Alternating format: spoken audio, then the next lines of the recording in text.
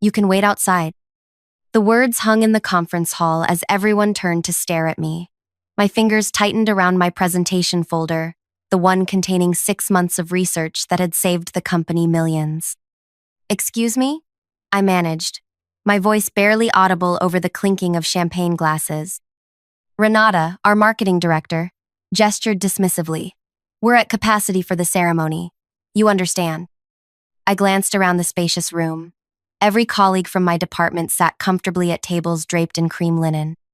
Even Ren, the intern who'd been with us for exactly 3 weeks, the same intern who'd somehow presented my supply chain algorithm as her own during last month's board meeting. "Why would we waste a seat on you?" Renata added with a thin smile. "You're just an analyst."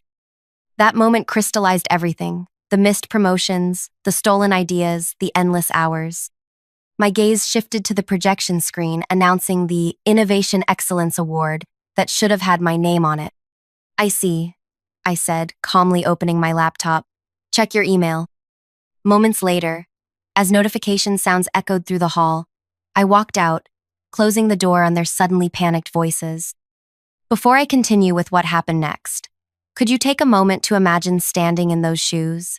That feeling when years of your work is dismissed while someone else gets the credit? If you've ever been underestimated or overlooked, you'll understand why what I did next changed everything.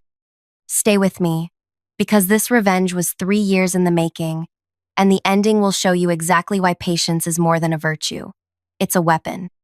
My name is Brielle Novak, and until that day, I was the senior data analyst at one of the country's fastest-growing logistics companies. I have an eidetic memory and a talent for finding patterns in chaos, skills that made me exceptional at my job but terrible at office politics.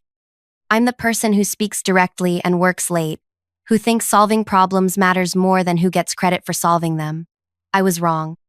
I grew up in a small town where my father ran the local library and my mother taught mathematics. They raised me to believe that merit would always rise to the top, another thing they were wrong about. When I joined the company after completing my dual master's degrees, I believed I'd found my perfect match, a place where innovation and efficiency were supposedly valued above all else. My first year went exactly as I'd hoped. I created an inventory tracking system that reduced errors by 37%. I developed predictive models that helped our clients optimize their shipping routes. I even discovered a critical flaw in our flagship software that could have cost us our biggest client. Each time, I presented my findings through proper channels, following company protocol to the letter. The trouble began during my second year, when Dominic was hired as our new department head. He arrived with a reputation for turning struggling divisions into success stories. What nobody mentioned was his method, taking credit for his team's achievements while deflecting responsibility for failures. The first time it happened, I thought it was a misunderstanding. I'd developed an algorithm that predicted shipping delays based on weather patterns and port congestion. After presenting it to Dominic in a private meeting, I was surprised to find him showcasing it to executive leadership 2 weeks later, with no mention of my contribution. "Great work on the predictive model," I said afterward, thinking perhaps he'd simply forgotten to credit me. Dominic gave me a blank stare. "The conceptual framework was mine. You just helped with some numbers." I was stunned into silence. The entire framework, from conception to execution, had been mine. But as a still new employee, eager to prove myself as a team player, I let it go. That was my first mistake. Over the next several months, a pattern emerged. I would identify a problem, develop a solution, share it with Dominic, and watch as he presented it as his own insight. When I finally gathered the courage to address it with Eliana in Human Resources, her response left me cold. "Do you have documentation that these were exclusively your ideas?" she asked, not looking up from her computer. "I have the original files with my creation dates," I replied. "But did you develop these during work hours using company resources?" "Well, yes, but..." "Then they belong to the company, not to you personally. Dominic is your supervisor. If he presents departmental achievements to leadership, that's appropriate chain of command." I left her office understanding the unwritten rules. Ideas flowed upward, credit rarely flowed down. I might have continued in this frustrating but tolerable situation if not for what happened 6 months ago. After noticing inefficiencies in our cross-continental shipping routes, I spent weekends developing a comprehensive solution, a new logistics framework that would revolutionize our entire approach. The potential savings for our clients were enormous: 27% reduction in costs, 42% improvement in delivery times. I prepared a detailed presentation, practicing late into the night before the quarterly strategy meeting. But when I arrived, Dominic intercepted me at the door. "Leadership has a tight agenda today. We need to streamline," he said. "Give me your materials. I'll incorporate the key points into my overview." Reluctantly, I handed over my presentation folder. I sat through the 3-hour meeting, waiting for my portion, only to watch Dominic rush through a 2-minute summary that missed all the crucial innovations. The initiative was shelved for further review. 2 weeks later, Ren joined our team as an intern. Ivy League educated and the niece of our company's CEO, she was immediately included in meetings I had been excluded from. 3 weeks after that, she presented her new logistics framework to the executive team, my framework, with superficial changes and a new name. The initiative was immediately greenlit. Ren received a permanent position and became the rising star of our department. When I approached Dominic, his response was brutal in its casualness. "Ren's approach incorporated senior leadership priorities that your version lacked. This is business, Brielle. Results matter more than who came up with what first." That night, I sat in my apartment surrounded by 3 years of work, innovations that had made millions for the company while my salary remained stagnant and my career stalled. Something shifted inside me. If results mattered more than people, I would show them exactly what that philosophy would cost them.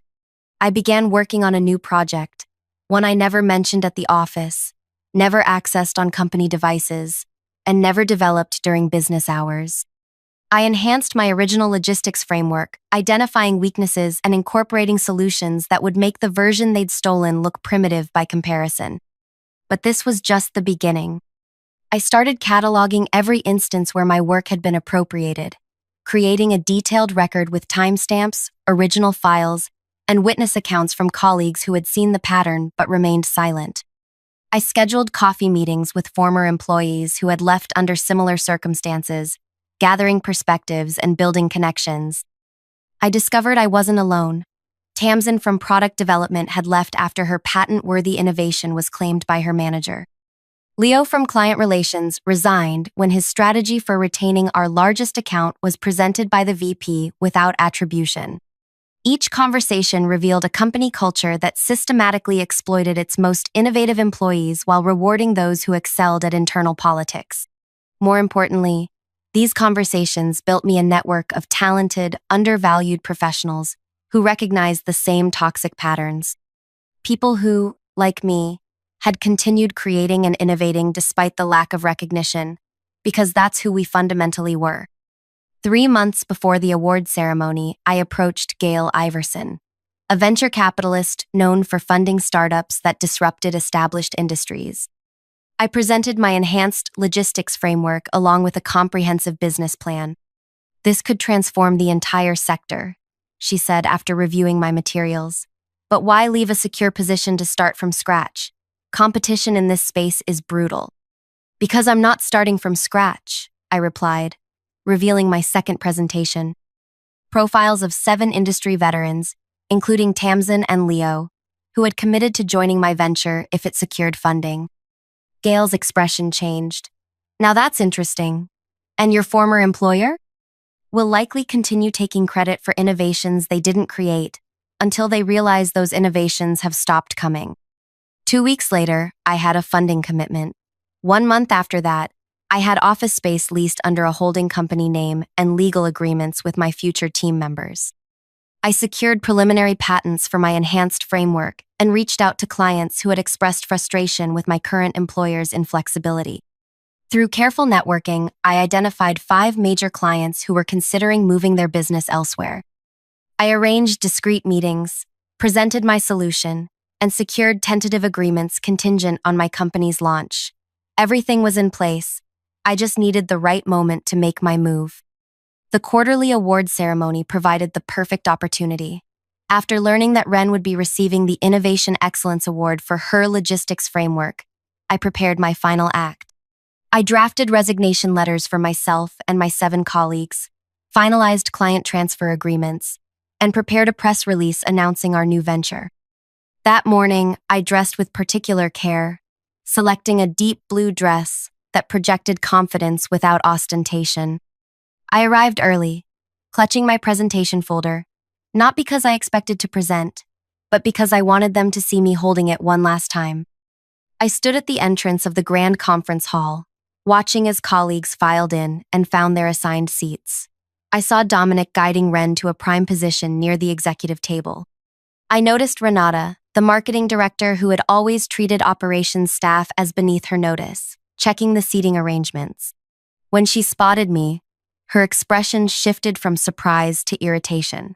That's when she spoke those words. "You can wait outside." As I stood there, absorbing the casual cruelty of her dismissal and Ren's smirking face, 3 years of accumulated slights crystallized into perfect clarity. I knew exactly what I needed to do. The moment I sent that email, containing our resignation letters, client transfer notifications, patent applications, and the press release scheduled for the following morning, I felt a weight lift from my shoulders. As notification sounds chimed throughout the room, I walked away without looking back. I had only reached the parking garage when my phone began ringing. The CEO's name flashed on my screen. I declined the call. Then came texts from Dominic. Then Eliana from HR. I ignored them all. If you're still with me, thank you for your patience. The journey I've shared so far is one many of you might recognize. The frustration of having your contributions overlooked, your ideas stolen, your potential dismissed. If this resonates with you, please take a moment to like this video and subscribe to hear stories of others who found their power in unexpected ways. Because what happened next wasn't just about revenge, it was about reclaiming what was rightfully mine while creating something even better. As I walked to my car, I felt my phone vibrating continuously in my pocket. I finally pulled it out to see 7 missed calls from the CEO, 3 from Dominic, and a flurry of increasingly desperate text messages. The most revealing came from Renata. "Whatever they're offering you, we'll double it. Come back inside now." That's when I knew they'd finally read what I sent. Comprehensive documentation of how my stolen algorithm had been fundamental to the company's recent success, along with proof that their version, the one they'd given Ren credit for, was merely a shadow of my complete innovation. I was unlocking my car when I heard rapid footsteps behind me. I turned to find Vincent, our vice president, breathing heavily after chasing me down 3 flights of stairs. "Brielle, wait," he gasped, his usually impeccable appearance now disheveled. "You can't just leave like this. The company needs you." I regarded him quietly. Interesting. An hour ago, I wasn't even worth a seat at the ceremony. "That was a misunderstanding," he said, straightening his tie. "A clerical error." Was it also a clerical error when my name was removed from the quarterly reports? Or when Ren presented my work as her own? Or when I was passed over for promotion 3 times while watching others advance using my innovations? Vincent's expression tightened. Business is complicated. Individual contributions often get absorbed into larger initiatives. "Yes, I've noticed whose contributions get absorbed and whose get celebrated," I replied. "But that's no longer my concern. The clients you've contacted are bound by exclusivity agreements. They can't simply switch to your startup." I smiled for the first time that day. "You might want to review those agreements again. The language restricts them from working with your competitors. But since my solution operates on an entirely different framework, one I developed independently, on my own time, it creates a new category. Your legal team confirmed this when they reviewed the original concept 6 months ago and determined it wasn't worth pursuing." Vincent's face paled. "What do you want, a promotion? Equity? Name it." What I wanted was recognition for my work, respect for my contributions, a seat at the table I helped build. I opened my car door. "But you've shown me something more valuable, that I don't need your table. I can build my own."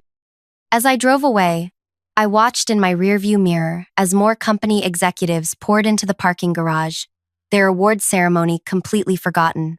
My phone continued buzzing with notifications. I pulled over briefly to silence it, but not before seeing a message from Tamsin. It's done. We're all out. Meeting you at the new office. The new office was a converted industrial space I'd leased under a holding company name 3 weeks earlier. When I arrived, my team was already there. Tamsin, Leo, and 5 other colleagues who had suffered similar experiences at our former employer. Each had submitted their resignations simultaneously with mine, creating a talent exodus the company couldn't possibly recover from quickly. "Did they try to stop you?" asked Meredith, our operations specialist who had been repeatedly overlooked despite generating our former employer's most profitable client relationships. "Vincent chased me to the parking garage," I replied. "Offered me anything I wanted." "Bet that felt good," Leo said, handing me a cup of coffee from the machine we'd installed the previous weekend. "Not as good as this will," I said, opening my laptop to show them the response I'd received from our first major client. They had not only agreed to transfer their business to us, but had introduced us to 2 additional prospects impressed by our innovative approach. Over the next several hours, we finalized our launch strategy. Our company, Nexus Paradigm, would officially announce its existence the following morning, with our proprietary logistics framework as its flagship offering. The patents I'd filed would protect our intellectual property, and the client agreements we'd secured would give us immediate revenue. At 7:30 p.m., my phone rang with a number I didn't recognize. I almost ignored it until Tamsin glanced at the screen. "That's the board chairman's private line," she said quietly. I answered, putting it on speaker so my team could hear. "Ms. Novak," came the gravelly voice of Preston Fulton, the rarely seen chairman of my former company's board. "I believe we need to talk." "I'm listening," I replied. "I've spent the afternoon reviewing the situation. The documentation you provided is concerning. I'd like to meet with you privately to discuss a resolution." "I appreciate the offer, Mr. Fulton, but there's nothing to resolve. My decision is final." "Perhaps I haven't made myself clear." His tone hardened. "Our company has resources you cannot imagine. If you proceed with this venture of yours, we will be forced to take measures to protect our interests." "Are you threatening me?" I asked calmly. "I'm outlining consequences," he replied. "Legal action for breach of confidentiality, claims against your patents. We can ensure your startup never gets off the ground." I signaled to Leo, who began recording the call. "Mr. Fulton, everything I've done is legal and documented. The innovations I'm taking forward were created on my personal time, using my personal resources. Your own legal team confirmed they were distinct from company property. As for confidentiality, I've disclosed no proprietary information. I've simply informed clients that I'm starting a new business and invited them to consider our services." "Clients who are contractually obligated to us," he countered. "Clients whose contracts include performance clauses that you've repeatedly failed to meet." I didn't need to persuade them to leave. I simply offered them a better option when they were already looking elsewhere.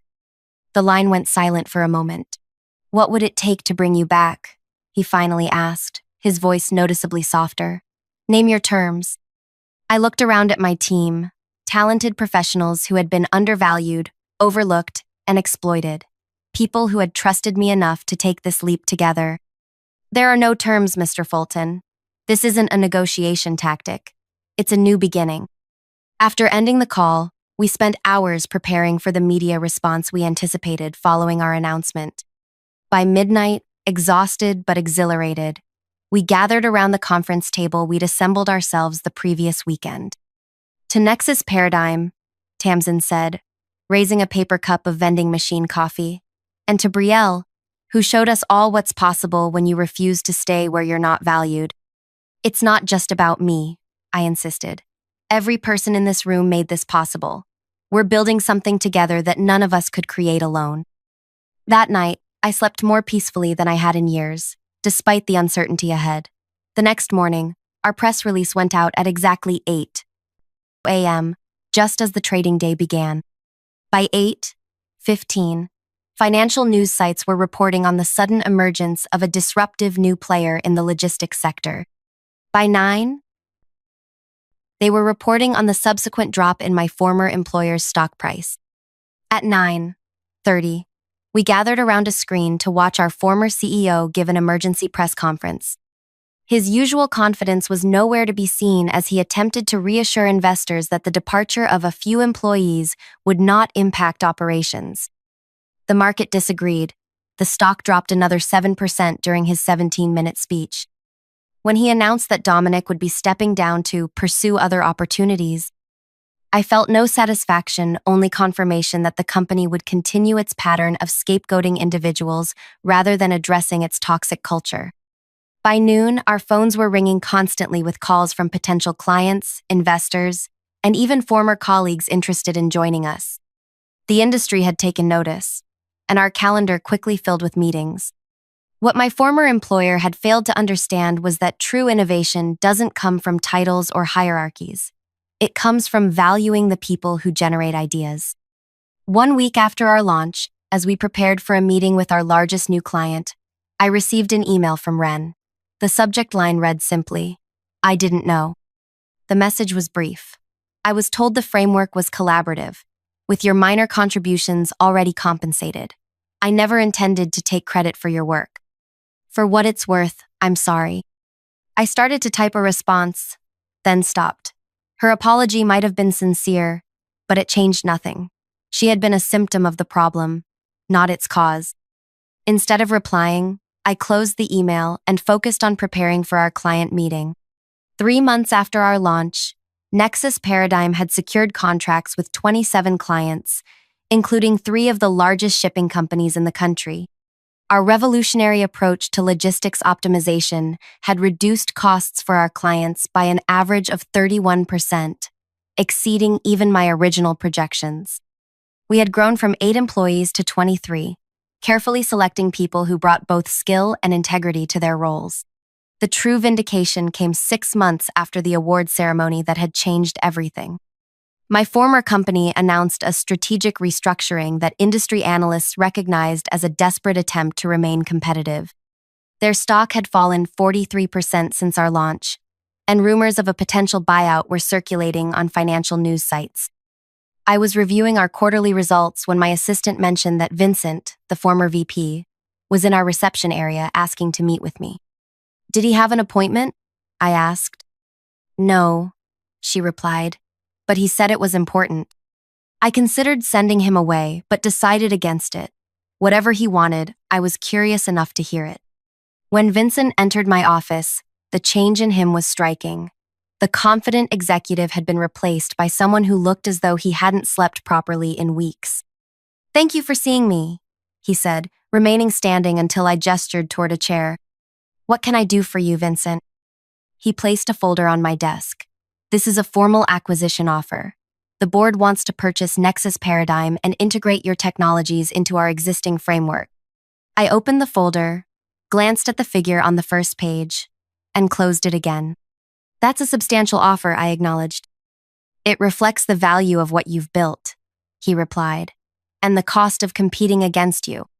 Why are you the one delivering this? Where's the investment team?" Vincent shifted uncomfortably. "The board thought you might be more receptive if the approach came from someone you knew. Even though that someone told me I wasn't worth a seat at the table?" I never said. "You never had to say it. You showed it in every decision, every meeting invitation that never came, every time you let someone else take credit for work they didn't do." Vincent looked down at his hands. "The company has changed since you left. We've implemented new policies on innovation recognition, created mentorship programs, restructured compensation to reward original thinking. All things that could have been done before if anyone had cared enough to listen." "Yes," he admitted quietly. "That's why I'm really here. Not just for the acquisition offer, but to ask, would you consider returning as Chief Innovation Officer, reporting directly to the board?" I studied him for a moment, recognizing the desperation behind the offer. 6 months ago, such recognition would have meant everything to me. Now, it felt hollow. "I'm going to review your acquisition offer with my team and our advisors," I said carefully, "but I won't be returning as an employee under any circumstances. I've built something I believe in here, with people who value each other's contributions. That's not something I'm willing to compromise." After Vincent left, I sat alone in my office, reflecting on the journey that had brought me here. The pain of being overlooked had transformed into the power of creating something authentic. The colleagues who had once dismissed me were now approaching me as equals or seeking my approval. But the true victory wasn't in their recognition. It was in discovering that the table I had fought so hard to sit at wasn't worth a place at all. By building my own company, I had created not just a seat for myself, but a place where everyone's contributions were valued. The revenge I had planned had succeeded beyond my expectations, but its sweetest fruit wasn't watching my former employer struggle, it was watching my new company thrive. We weren't just profitable. We were creating a workplace where innovation flourished because people felt safe sharing their ideas. 6 months after that meeting with Vincent, we declined the acquisition offer and instead announced an international expansion. 1 year after the award ceremony, where I'd been told to wait outside, I was invited to give the keynote address at the industry's largest conference. As I walked onto that stage, I saw faces I recognized in the audience, including several from my former company. But this time, they weren't looking at me with dismissal or contempt. They were looking at me with something new: respect. I began my speech with the same words that had once been used to exclude me. "You can wait outside." A murmur ran through the audience. "Those words changed my life," I continued.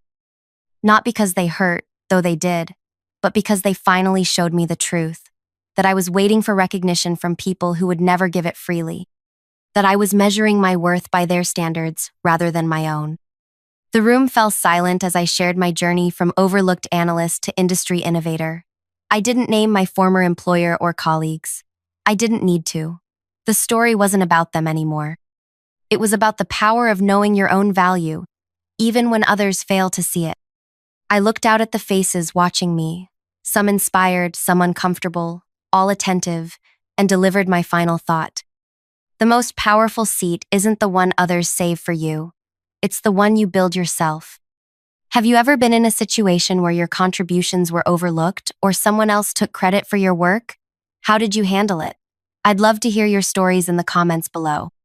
And if this resonated with you, please like and subscribe to hear more stories about finding your power in unexpected places.